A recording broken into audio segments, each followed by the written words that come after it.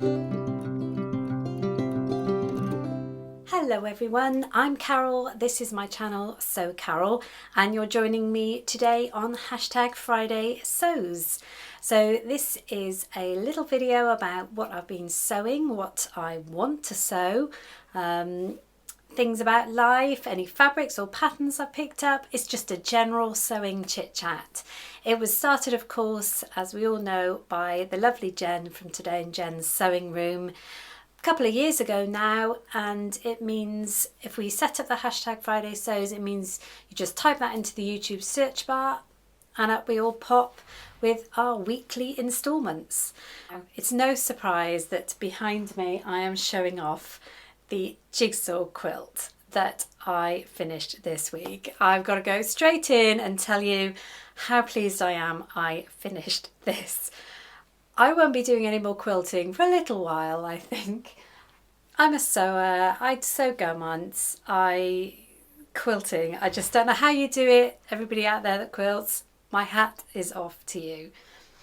So it's all finished. So this was, I think there's about 16 different fabrics in this. We've got stars, you've got Mickey Mouses, you've got 101 Dalmatians. It's a whole array of different patterns to be given to my granddaughter who will be coming late summer.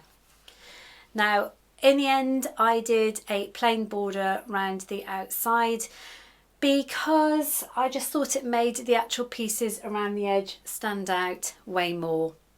These ladies behind are demonstrating it for you now, but I'm going to take it down and I can show you properly. So you have all these squares that you sew together along with the little jigsaw pieces that are kind of iron-on interfacing to start with, and then when you quilt the whole thing, this is when you go round and applique the little pieces bits, because the squares are already sewn together.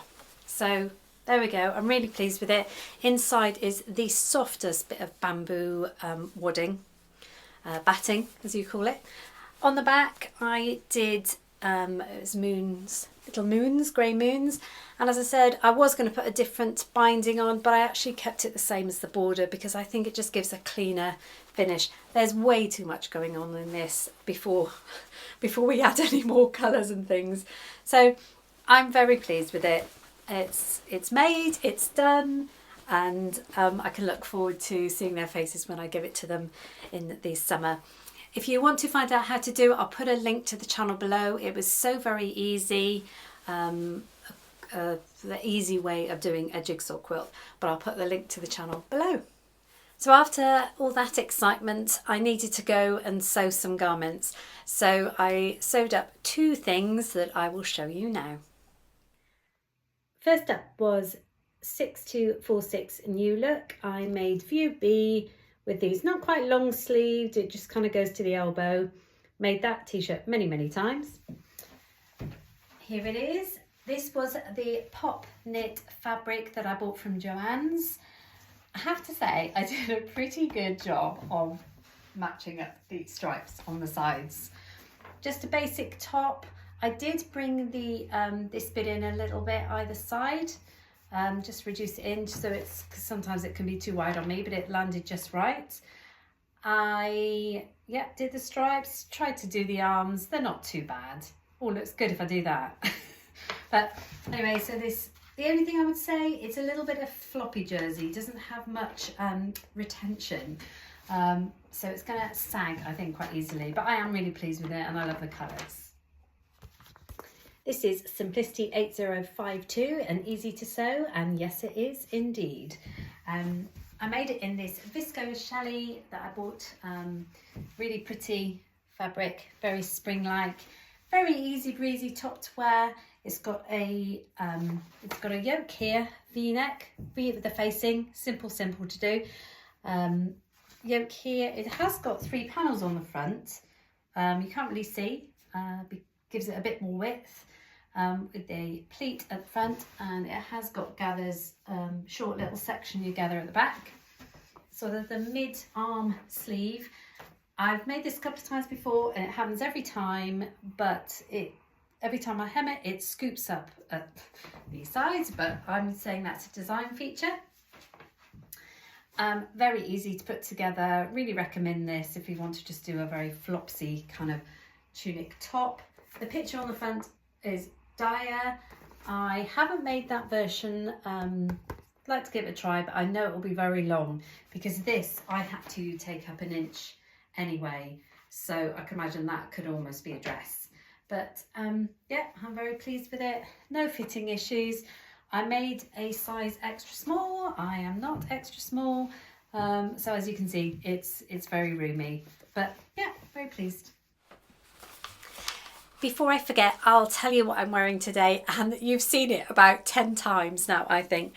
I just love it. It's this Butterick top, 6859. Made it so many times now.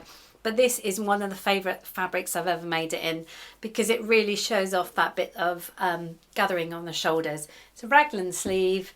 It's got the knitted cuff, knitted waistband. I just love it. And I bought a very similar fabric recently and I'd love to make another one, but then I'll have 3. But it's one of those pieces I pull out all the time. So yeah, Butterick 6859, in case you wondered what I was wearing. On to next week. Well, I put out a video this week of some fabric that I picked up a couple of weeks ago in Bournemouth.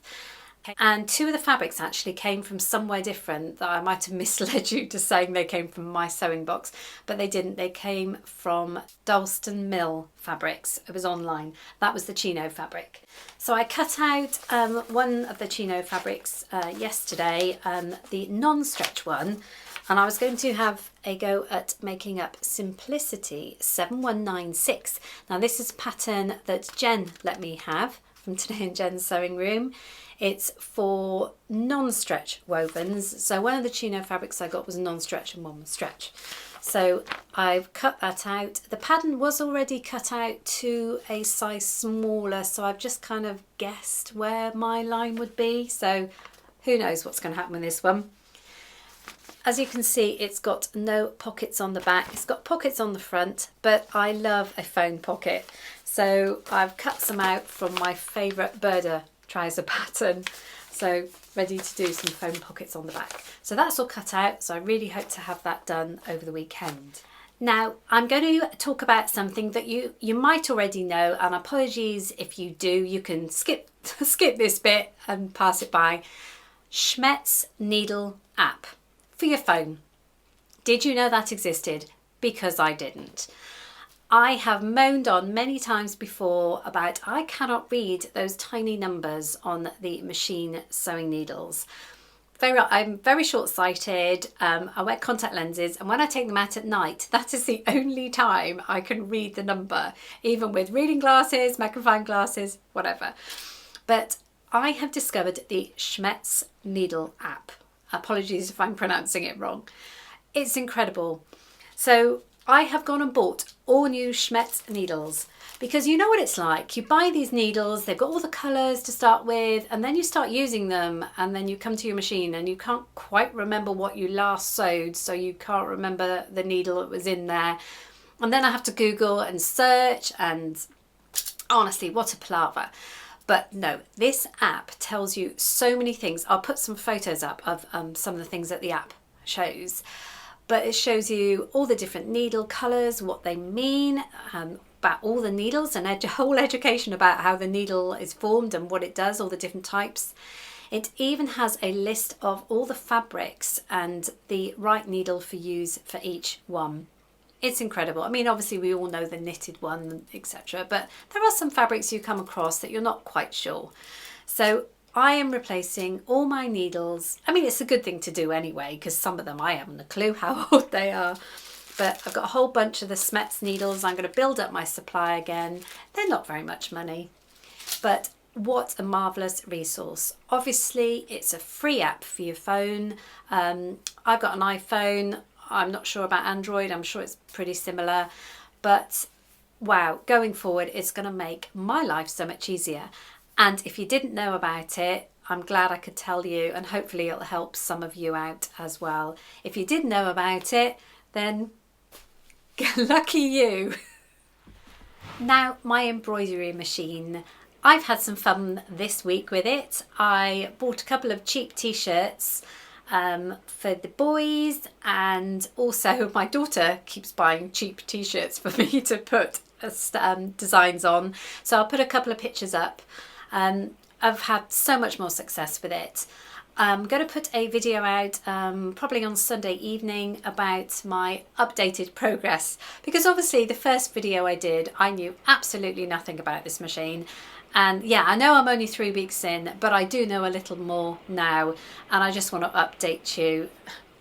It's hailing outside, and I just want to update you on how I'm getting on. In there I do this cute little vest in that video, and look at this, it's a little giraffe. I actually got that and downloaded it from the Art Spira app, the Brother app, but I will I'll show that in the video, so keep an eye out for that at the weekend. I hope you all had a good Easter. We certainly did. We have very, very mixed weather. We had everything from really warm and quite sunny to torrential downpours and cold and coats back on again. The start of the weekend on Good Friday, we went to just my husband and I went down to the beach, took some breakfast down there and stayed till about lunchtime. It was beautiful. I've got to put the photos up. And I had my first 99 ice cream of the year. If you don't know what that is, it's a very soft ice cream, a Mr. Whippy as we call it, with a flake, Cadbury's 90 flake in it. So I had my first of the year. It was marvellous. We saw family, we saw my son and his wife, and we met at the canal pub by the canal like we normally do, and we did a little walk along there, took some nice photos, and then family on the Sunday, and then Monday we went to a theme park. Very busy, very different days. I really hope you had a good Easter too, whatever you did, whoever you spent time with. Now this weekend I'm kind of on my own on Saturday because my husband's going to go and help my son do a job in the house. So I want to get, as I said in my fabric haul video, I want to make some bunting because the King's coronation is fast approaching. It's less than a month now, and ideally, like I did for the Platinum Jubilee last year, I can't believe that was only last year, I did the bunting for the front of the house. So I've got the fabrics for that, so it won't take very long. Once it's all cut out, it never takes long. So I want to get that done, make up those chino trousers, and then I also talked in that video about making a very jazzy coronation pair of trousers as well. So it'd be nice to get a couple of those projects started over the weekend. So I think that wraps it up for me this week. Thank you very much for joining me, and thank you for chatting to me in the comments as you always do. I really, really appreciate all of you subscribers, all of you just watch every now and again. It just means a world to me. And next month I will be celebrating my first year of YouTube. Now I know many of my friends, fellow YouTubers, have been doing it for years and years, but I can't believe next month it will be a year since I started this challenge. So I'm going to have to do something a bit different. So watch out for that. But thank you for joining me. Have a wonderful weekend and week ahead, and I hope you get lots of sewing in, doing whatever you fancy. Thank you. See you again. Bye bye.